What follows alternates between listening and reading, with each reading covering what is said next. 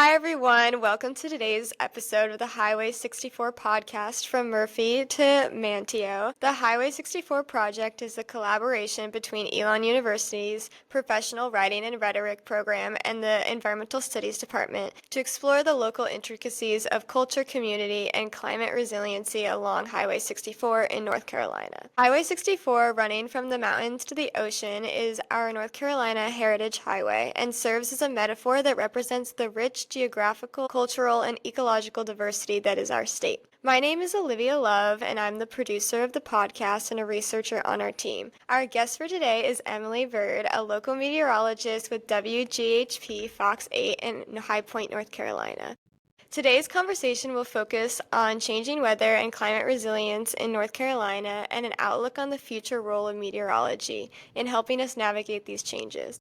With me today as well is Caden Hallberg and Dr. Michael Strickland, but I'll let them introduce themselves. Hello, I'm Caden Hallberg. I'm a senior at Elon University, and I've been working on the Highway 64 project since my sophomore year.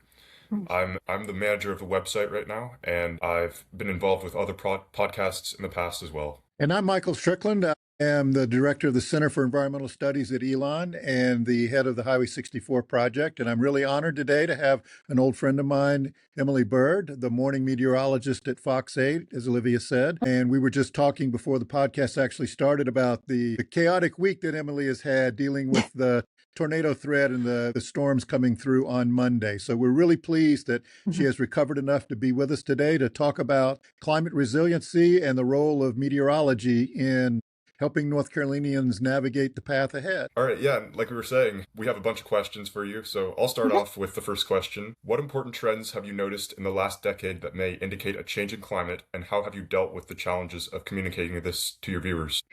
Well, I think, it's not just the last decade, of course, it's the last 20, 30 years, however long your memory will take you back, at least in our lifespan. We have seen, just as far as recent memory goes, we've seen shorter winters, longer, dry, warm periods when we're talking about the yearly calendar. There's a longer growing season now, which means more pollen for longer periods of time. We're feeling that right now. When I was growing up, we didn't have allergies flaring up in February, but here we are. And this is just a new normal. I made a little note earlier that because I sometimes work with the animal rescue community, and the rescuers talk about how kitten season is now all year round. And, they're finding more and more stray animals that, there doesn't get cold enough that they stop making their babies. It goes through all tiers of the environment, even to our domesticated animals and, of course, everything that we're feeling as well. I've noticed that hurricanes are more intense more often. And, we're seeing more and more in the last 10 years, these storms that come in that are, in the top 10 of all time or top 5 of all time in strength or intensity in the Atlantic basin anyway. And all these things put together on an individual basis, you might say, oh, well, it's just an anomaly. But when it's happening year after year and it's getting more and more pronounced, these little changes to the growing season affect our farmers, affect the food availability here in this part of the country. And it affects the quality of soil that we have to grow things.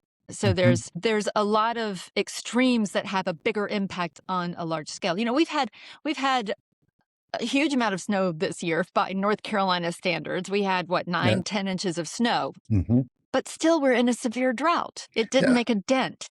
So timing's everything. But statistically, these more intense droughts that we're getting every 3 years or so, that's very troubling, especially. And, if you talk to farmers, again, you talk to the farmers and they will tell you things are so different. The types of crops they can put in the ground are completely different. So I was looking back at some of our stats just for 2026, and this doesn't include all of the records, but in January, February, and March so far, we have broken one record high and one record low all 3 months. Now, we went entirely through 2024, I think, without breaking a record high. But here we are less than 3 months in, and we've already broken 6 records just in highs and lows. We broke records for daily rainfall 3 times totals in just the 3-month period. So, that's not to say that this entire year is going to just implode weather-wise, but we can't ignore these extremes in the climate that we're getting. And so, yeah, it's happening faster and more intensely than it ever has. I tell my students all the time that when I was growing up, according to the USDA planting zone, we were 3-4 categories back from where we are now. Where we are now was North Florida when I was their age. Yeah, they're And starting to nudge us up to like zone 8. There are friends of mine in South Carolina who are growing citrus now, growing oranges and grapefruits. Yeah. Well, and when I started hearing North Carolina referred to as subtropical, I was but Say what? here we are. Yeah. As far as the forecast is concerned, the nuts and bolts of climatology and climate change, it's just not something I can get into in my weather forecast in the morning because my audience is getting ready to, they're in a rush. They're getting out the door. They want to get started and they're not going to sit around for a school lesson. Yeah. Time is so limited. That's something I can't address, but we have other options in our Fox 8 array of sources of information where we can at least get that information out there. Yeah. Wow, that connects to our second question really well. I know in I think almost every environmental studies class I've had at Elon, we've had a nature journal where we've had to observe the weather changes as the weeks go on, which I did in Dr. Strickland's class. So we wanted to ask you if this new pattern of extreme weather will continue, become more extreme, or is it just a cyclical variation in this couple decades? Right. Well, we've always had cycles in the weather and extreme highs and lows, and that's always been something that, we've tracked. Yes, I think that it will continue. And our extremes will, that's part of the ramifications of climate change on meteorology. They are two different areas. Yes, they deal with the weather and the environmental systems, but you can't just look at a record 10-inch snowfall and say, there it is, that's proof. It really is a very long duration thing. But if you guys haven't checked out climatecentral.org, great resource, one of my favorites. And they provide a lot of graphics for meteorologists on air, too, if we have time to cover climate as a subject. But they were citing several things just around this section of the country and the United States, saying that we're seeing a bigger acceleration of the effects in the environment from the burning of fossil fuels and the use of fossil fuels. Right. In the last 2,000 years, faster than the last 2,000 years. It's the biggest amplification, I guess you could say, in that warming cycle, which is staggering. And I wrote down one of their quotes: the present day concentrations of carbon dioxide and methane are far higher than at any point during at least the last 800,000 years. That's why we have the hockey stick graph. Our reliance on fossil fuels is crippling us and is only going to get worse. It's only going to get worse for us in the climate. And we get these new reports out now, and it's so frustrating because we have different world organizations who are keeping track of the global temperature, also sea level rise. And, more and more, I'm hearing these reports coming out. Oh my gosh, it's so much higher than we projected. Right. It's, and the tipping point is past us. Yeah. Now it's just a matter of how will we cope. We can make it worse. It's not going to get incredibly better fast, but, what are we going to decide to do? Yeah. And that's exactly what we mean in the Highway 64 project when we talk about climate resiliency. What are we going to do as a community, as a state, as a nation to adapt to those kinds of things and make our communities more resilient? And I do think you guys, you meteorologists, have a big role in that, because people listen to you and you are the experts on weather. And if you are consistently telling them these things, and we need to be working on better stormwater control, better flood damage control, things like that, people will listen and communities will respond. Yeah. Yeah. Well, like Strickland was saying, our next question has a lot to do with communication and how to phrase things, and I guess what terms to use when talking about discussions and ideas like this. So we're kind of wondering, how do meteorologists usually try to balance communicating urgency without causing unnecessary panic? Yeah. I think that a lot of it is in presentation. It's not necessarily the material. So, if somebody walks in the room and they're going, my God, and they're doing that immediately. Everybody amps up, Yeah. but if somebody comes in and says, all right, guys, we have a problem. This is what we're going to do. Then that gets your attention, but you from ramping up emotionally. And, in a severe weather situation, you have to give the urgent information quickly, succinctly, but you can't panic. You can't let your personal feelings come into this. And we see this in the news department as well. The stories that the news department brings people every single day are heartbreaking, but you have to deliver it impartially, which sometimes I say my job is 80% acting someday, because I do have to adopt a different personality and convey the information responsibly and with a measured touch. In severe weather, you get used to doing that. And severe weather coverage, a young meteorologist, it's very easy to get excited and unnerved by seeing things for the first time, to the point where you hear people when they're saying, you helped me through this, you calmed me down, your information got us to a safe place. And that's what you have to embrace and adopt when it comes to severe weather. When it comes to really big events like Helene, for example, that was one of the more frustrating situations, because so many people around here have deep knowledge of hurricanes and how they impact North Carolina, and great experience. I think North Carolinians really are quite savvy about hurricane safety when it's along the coast. But we forget how these storms can come up from the Gulf Coast. And they think Gulf Coast, oh, that's going to go Texas, Louisiana. But we have landfalling hurricanes in the Gulf Coast too, clearly. It was difficult to convey this is going to be a life-threatening situation when Helene was coming in. Western North Carolina just doesn't have the infrastructure that they needed for this event. And their 911 system went down. The emergency management system, broadcast system went down. They couldn't get orders out to evacuate.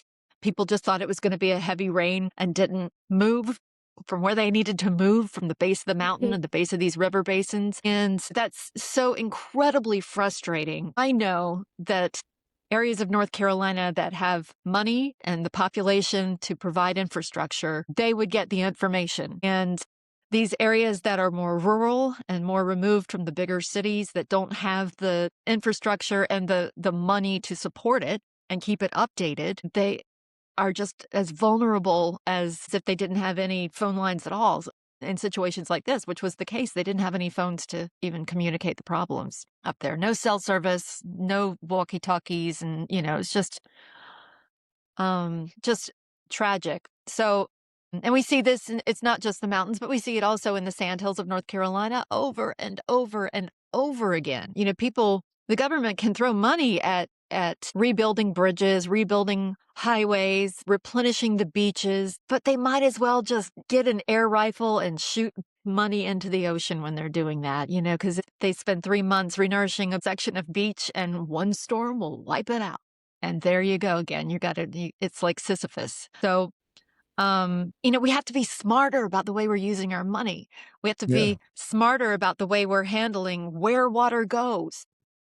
Because now people in Western North Carolina, these are folks that are so deeply tied to their land. That is their legacy. That's where their generations have been. Yeah. And their homes, not only are their homes gone, but their land's gone because the rivers are rerouted now. So there isn't any land to rebuild on. How do you come up from that? How do you fix that? You can't. The building codes were dropped up there in the mountains. Level of quality of building along the coast has really suffered because we build way too close to the beaches. And our insurance money is going to go every single time to just rebuild and do it again. Yep. Plenty, I think that, and I've said this before, I think that the Dutch are some of the most amazing engineers when it comes to water and managing water flow. And they've done some projects in New Jersey, I believe, where Dutch designers have come in and found a way to give you a public area where plenty of people can be, but without the risk of the damage from storms that are coming in and the inevitable beach erosion that happens. We have to quit throwing money in the toilet for this stuff and use it wisely and think outside the box and think of new ways to do it, because this is not going to work. Build back smarter is the idea, rather than Yeah. just we're going to rebuild, we're going to rebuild. Yeah, but let's build back in a wiser way than we did before. Right. Yeah. And Hmm. those little islands off our coast, they have been shifting and moving and morphing for years. And that's one of the Yeah. beauties of our coast and our state. Don't put a golf course on those things. Let them just breathe the way they were meant to Yeah. breathe. Yeah, that's why a big part of our project is finding climate resiliency efforts in North Carolina and along Mhm. Highway 64 because we want to Yeah. highlight that and talk to like our communities about why they're important and why we need to keep doing them. Hmm. So, our next question is what future impacts do you foresee for local community related to like infrastructure changes, access to climate information, or other local challenges that are being driven by our changing climate? And this is such a loaded question. um, you know, in in recent days, we have a lot of big businesses coming in. We Hmm. also have AI being a huge contributor to most everything. It is everywhere, and that is a horse that's out of the barn at this point. But the Yeah, data centers that are needed to cool the supercomputers that run the AI platforms, the data centers need water. Well, guess what? We yeah, do too. We need clean water. yeah, And a lot of the energy companies are choosing to embrace again the old refrain, which is fossil fuels and coal. And not only have they been continuing with that vein of power generation, they have cut off the wind and solar programs that were doing so well. They at least are not expanding. I don't think they've shut them down, but they have stopped yeah. expanding. And there's a lot of uh, court cases now to keep that going because a lot of money has already been put into those causes. You know, I go back to farmers needing the land. The land is being taken up by bigger businesses, which I guess we need the money from the businesses to keep North Carolina's economy thriving. And I'm not going to throw any shade at that. But again, doing things responsibly, I think is sometimes a cog that we're missing from the machinery. And politically, there's way too much happening politically that is harming any efforts to try to at least slow down the downward progress that we are currently in. So, yeah. Well, Emily, you and I are old enough to remember back in the day when climate change and conservation and things like that were not political footballs like the way they Right. are now. Both parties had platforms addressing Right. climate change. They came at it from a different angle, but they accepted the science Yeah. and recognized the need to address it. And something happened in the past 25 years to turn that around. And now there's a lot of science denial based on political leanings and things like that. It not only confuses me, it frustrates the hell out of me. Yeah. And it may be a personal opinion of mine. It may be that there is, some fact to back me up on this, but I feel like, politics, when it comes to power is a big motivator. And if you can divide, you can conquer. Causing the people to be divided over a topic that creates the us and them and makes one side feel stronger than the other, no matter which side you're on, I'm sure. But, it's bipartisanship doesn't exist anymore. And yeah, I remember, well, it was Nixon who started the EPA. And you're right. It was an accepted norm. It wasn't until perhaps the ease that we started to hear buzz about, I think because it got difficult to consider the things that needed to be done. Comfort is Right. always a priority with people. And I get that. I absolutely understand that. But yeah, it became that whole, this is just made up. You're exaggerating. Yeah. You're just trying to get people Yeah. panicked. And, in grade school, they taught ecology. Do you remember ecology? Oh, yeah. Yeah. That was, I don't hear that word anymore, but it was something that we all just were fiercely behind. When they took pull tabs off the top of drinks and Yep. made them connected to the can, you guys don't remember that. I know you don't. But they used to have these little pull tabs that would come off of the can, and you would find them all over playgrounds and stuff, the little pull tabs from soda cans. And I can remember when they changed that, and all of us were just, yeah,